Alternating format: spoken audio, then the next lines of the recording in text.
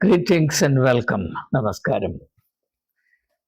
Here in this video, I offer some random reflections on Rahul Gandhi's very significant speech in the program Chhatron Ki Gunj in Pune,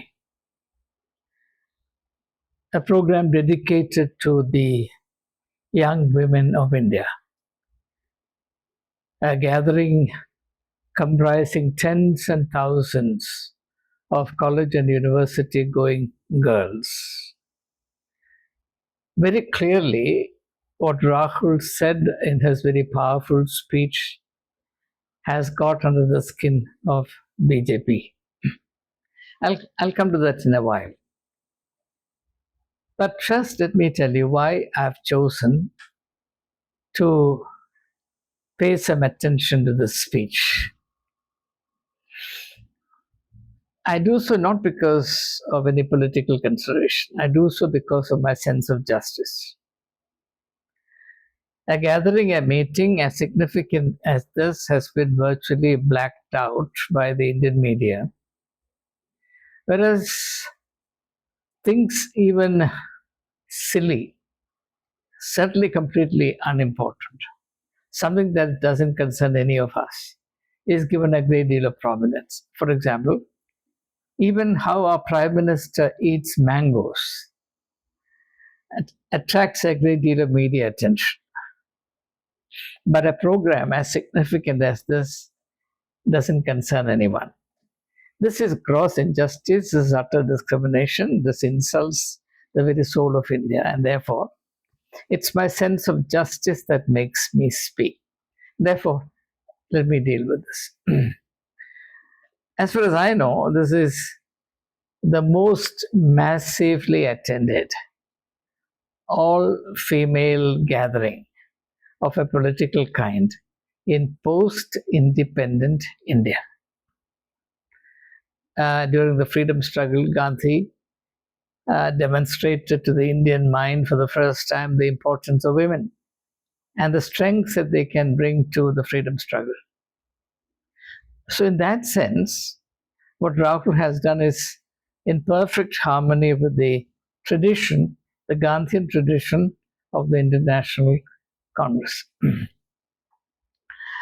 As we also know, ABVP, the student wing of the Janata Party, tried all its tricks to disrupt this gathering and to, if possible, rule it out, but failed miserably. If anything, it added fuel to fire. Now, Rahul Gandhi enjoys a tremendous advantage in this respect. That is, as I hinted a while ago, the Indian National Congress has a creditable track record in relation to the status of women. Whatever good has come to the women of India clearly has come through the International Congress, Gandhiji being its fountainhead. I'm not saying that everything that needs to be done has been done. A great deal more could have been done. And to that extent, the Congress's track record is not a glittering trophy. Still, the women of India, being honest with themselves, will acknowledge that the International Congress has done far more for them than the BJP in its both avatars, one under Atal Bihari Vajpayee and the second one under Narendra Modi. Clearly, the International Congress gave India its first and only woman Prime Minister. The BJP, to give it credit, gave us a female president. But the status of our honorable president is something that we have all seen. She should have been leading from the front at the inauguration of the parliament. She was nowhere to be seen. She was not invited to the function. She was also conspicuously absent from the dedication of the Ayodhya temple.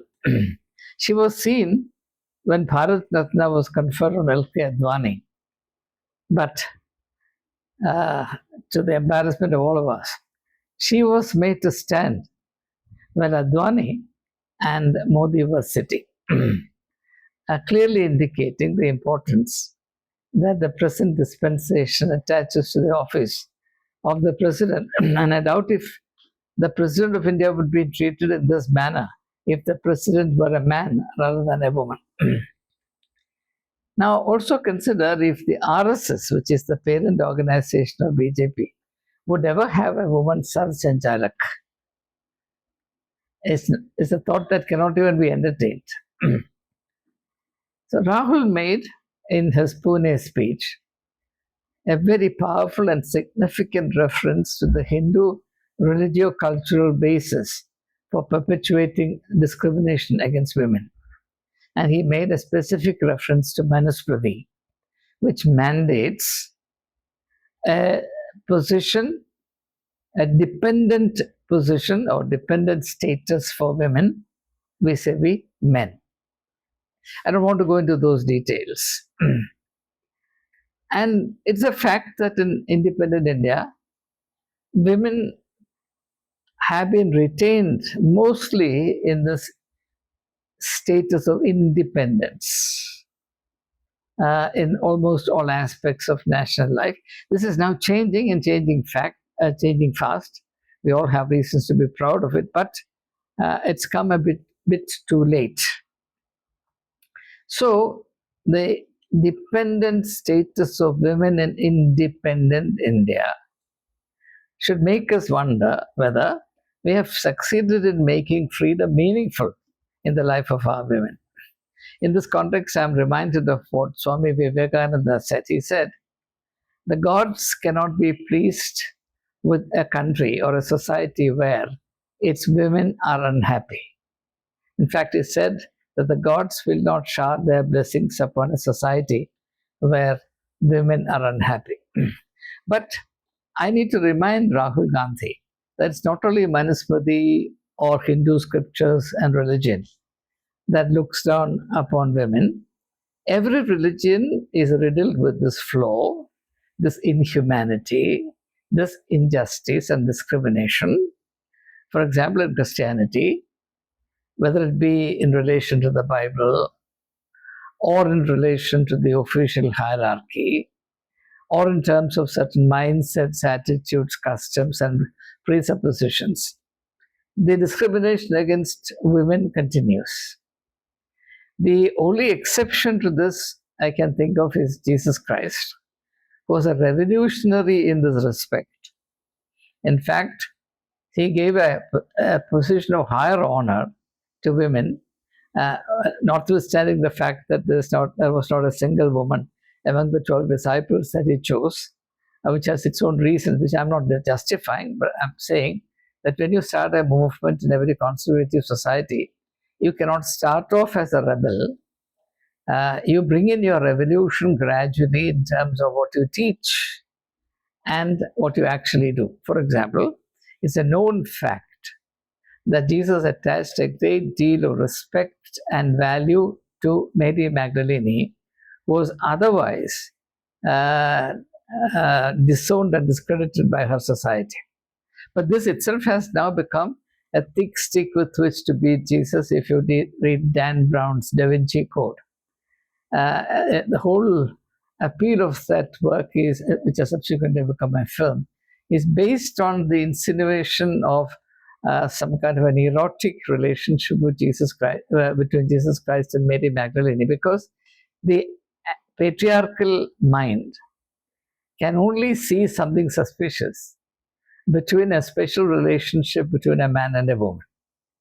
And this is actually the residual element of patriarchy in the mind. So the political leaders in India so far have limited themselves to tokenisms in relation to women. For example, we are all very proud of that slogan, Beti Bachao, Beti Padhao. What's the reality? Perhaps just one instance will prick the bubble. A Harijan girl was raped and killed by 4 Thakur men. Thakur's a high caste. In 2020, what happened? Her body was burned by the police. Her family members, her father and mother, were not allowed to decide anything about how she should be cremated or what kind of funeral rites should be extended to her. Now, we can or we cannot remember the spectacle, the most uncivilized spectacle of two women in Manipur being completely undressed and paraded naked, with a body being every now and then poked uh, in the most unmentionable regions by the goons, the lumpen elements. And the Prime Minister had nothing to say about it. I don't think he has ever made his opinion known on the matter. We all know, for instance, that in this country, 75% of all rapes happen to women in the tribal and rural areas. And hardly anyone gets justice. So slogan is one thing, reality is quite another. So in a country like that, when Rahul talks about empowering women and removing all handicaps and discriminations against them, clearly it will rattle the centers of power that issues tokens but does not want to really ameliorate the condition of women in India. So the perpetuation of the underdevelopment of women in India is a politically convenient thing for the ruling elite. To see this, all you have to do is to recall the most effective election strategy that the BJP used in Bihar. Just on the eve of the polling day, 10,000 rupees per woman was transferred into the accounts in Bihar. Now you think of this, if women were properly developed and empowered, the idea of bribing them for their votes to the tune of 10,000 rupees, and that happens once in 5 years, would have insulted them. In fact, they would have felt enraged. But because they're reduced to such poverty, such dependence, such destitution, this gift, this charity of 10,000 rupees once in 5 years has a tremendous advantage. It floors them. So that's why I say that perpetuating the economic dependence, disability, and destitution of women is also a politically convenient and profitable arrangement. Now, coming back to Rahul's critique of religion for perpetuating gender inequality, I have to say, as I said already, all religions are the same in this respect, my religion included.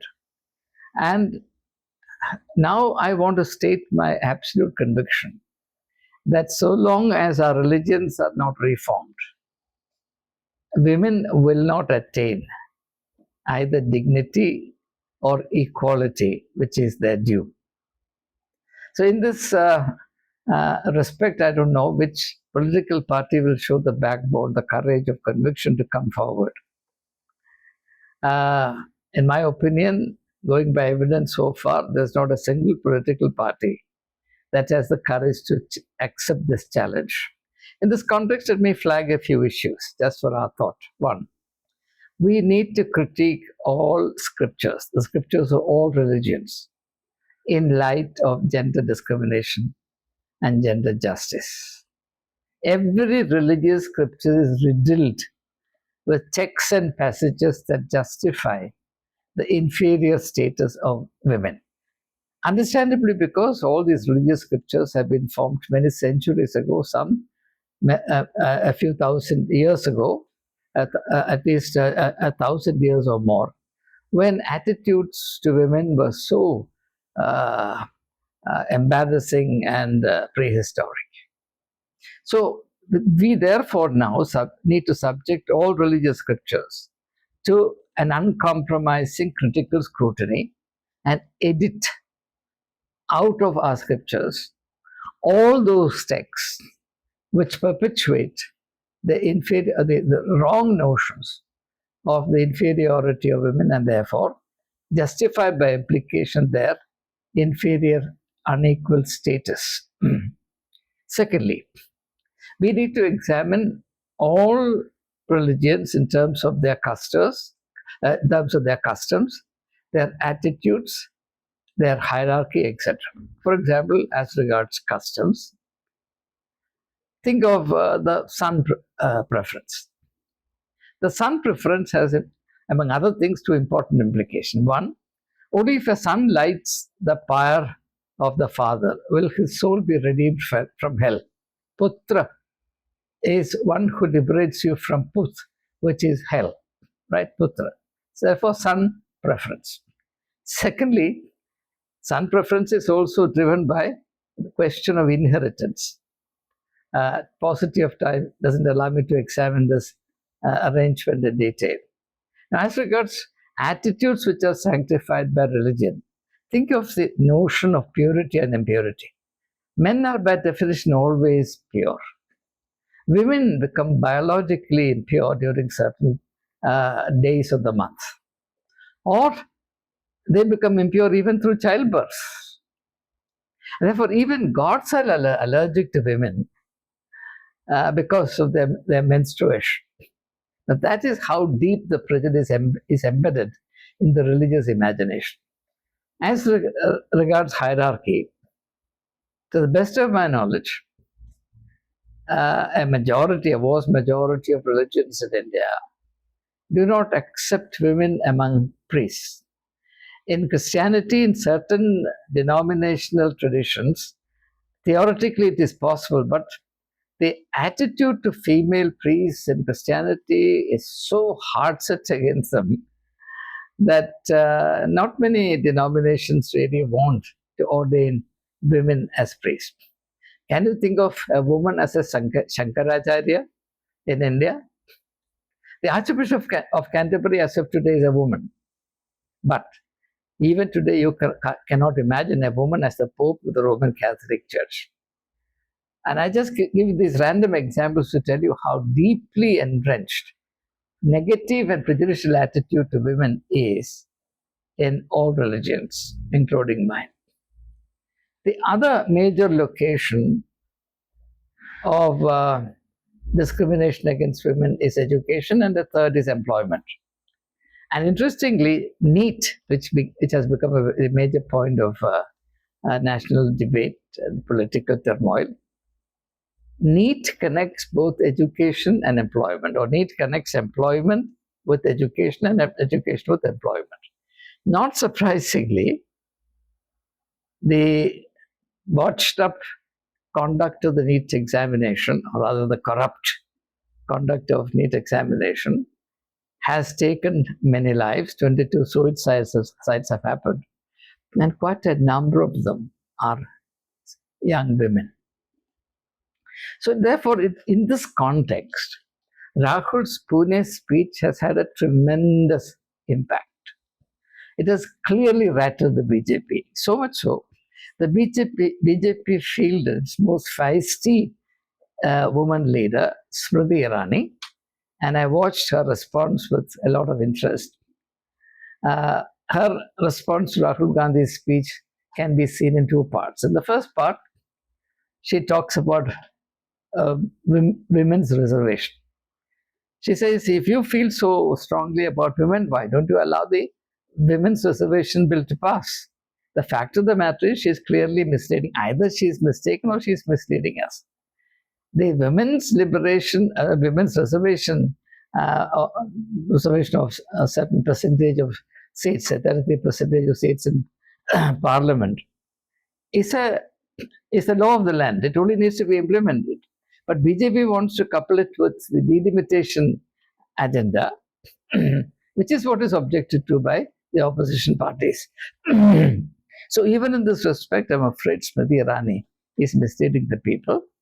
The second issue she raises is, if you feel so strongly about women, why don't you sing? Why doesn't your party sing Vande Mataram, especially the last two stanzas, which hails the female gods in the Indian pantheon? Um, Now, here, of course, it might seem that she has made a very convincing argument, but she has actually shot herself in the foot. See, no religion in the world, in its mythology and its pantheon of gods, gives greater visibility to women. But at the same time,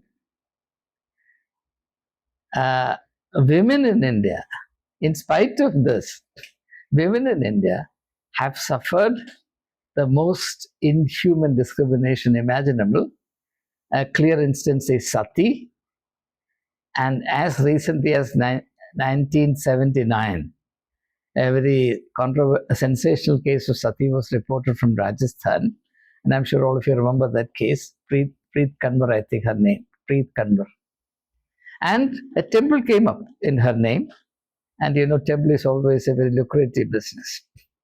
So the fact that you have some female gods in your pantheon does not mean that the social, political, economic status of women would therefore be automatically ameliorated, and that the social stereotypes will be hit hard by this kind of religious tokenism.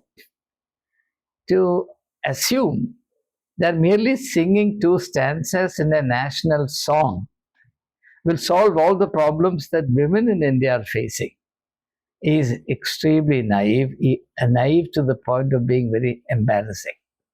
It's as though nothing more needs to be done to ameliorate the condition of women in India. Now, in conclusion, let me say this. Rahul Gandhi has now latched onto something extremely significant for two reasons. Mainly, one, all of us know that gender issues are of particular importance for Gen Z. So he's trying to resonate with the agenda, the ethos, the outlook, the priorities of Gen Z, and that is politically very, very productive, very powerful. Secondly, he's trying to revive the more pro justice agenda of the Congress tradition, which had weakened over a period of time. And in doing so, he's also showing the mirror to the BJP, which is where it cuts most, in terms of their patriarchal mindset, advocacies, and arrangement, notwithstanding which hypocritical grandstanding is undertaken presumably on behalf of the women of India, mainly by manufacturing and broadcasting slogans, Beti Bachao, Beti Patao, which makes no impact on the ground. It pleases the ears, but it doesn't ease the life situation of our young girls or our women in general. So this is a very powerful political agenda, and I only hope that Rahul Gandhi is sincere about it. I have no reason to believe otherwise, and that even when he gets an opportunity, he will make a radical difference in this respect, because like him, I'm totally convinced that if India is to go forward, it has to do justice to its women. It has to unleash its women power, because the fact is, the great point of celebration is that our women are eminently talented. If anything, our girls are superior to our boys in intellectual matters, and our women are superior to men in human terms. So it does no good to India to perpetuate this indefensible arrangement of discrimination against the better part of the society, who comprise 50% of the population, if not more. In Kerala, it's more, but there are states like Haryana, Punjab, Rajasthan, etc., where the gender ratio, the sex ratio, is weighted against women. At any rate, the fact is that women are more enthusiastic voters than men, and therefore, this is a constituency that no political party can afford to neglect. And I'm glad that Rahul has taken up this agenda, and I hope he'll pursue it and deliver gender and social justice, not just to the women of India, but to all who are discriminated against, the weak, the least and the lost. Jai Hind.